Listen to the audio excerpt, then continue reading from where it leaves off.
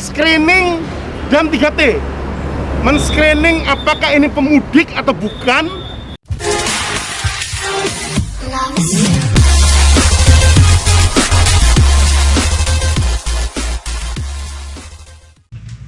Lolos di tol, 6 warga Jombang tersekat di Faroka.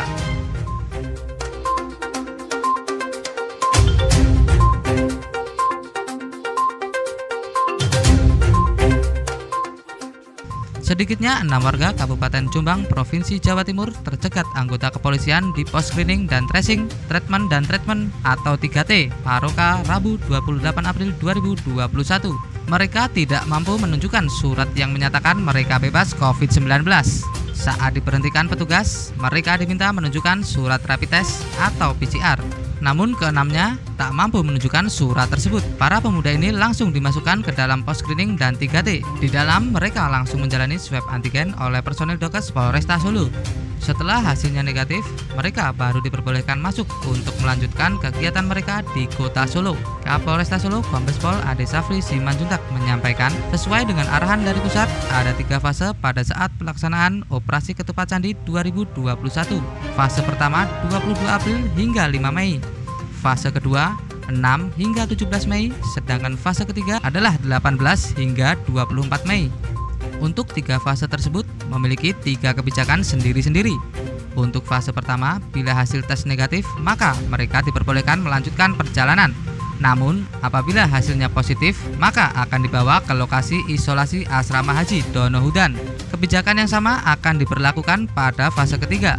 Kapolresta mengatakan langkah yang sama juga akan diberlakukan pada 4 pos yang lain, antara lain di Palang Joglo, Banyuanyar, Juruk, dan Tugu Mahkota. Selain di jalan, kebijakan screening yang sama juga diberlakukan pada pos yang ada di terminal dan stasiun.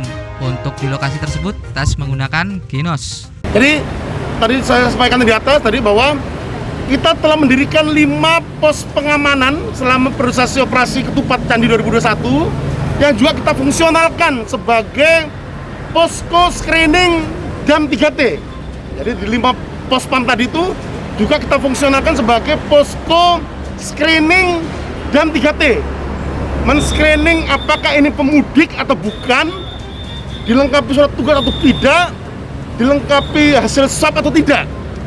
Jadi ukurannya jika dilengkapi dengan hasil keterangan swab PCR itu berlakunya 3 hari. Kalau dilengkapi dengan hasil swab antigen negatif misalnya, itu berlakunya 1 hari. Lewat dari situ kita akan lakukan testing di posko screening maupun 3T yang kita siapkan di masing-masing pos yang dimaksud. Nanti kita lihat hasilnya. Kalau nanti hasilnya non reaktif, dipersilakan untuk melanjutkan perjalanan. Tapi apabila hasilnya reaktif, kita akan lakukan SOP penanganan COVID.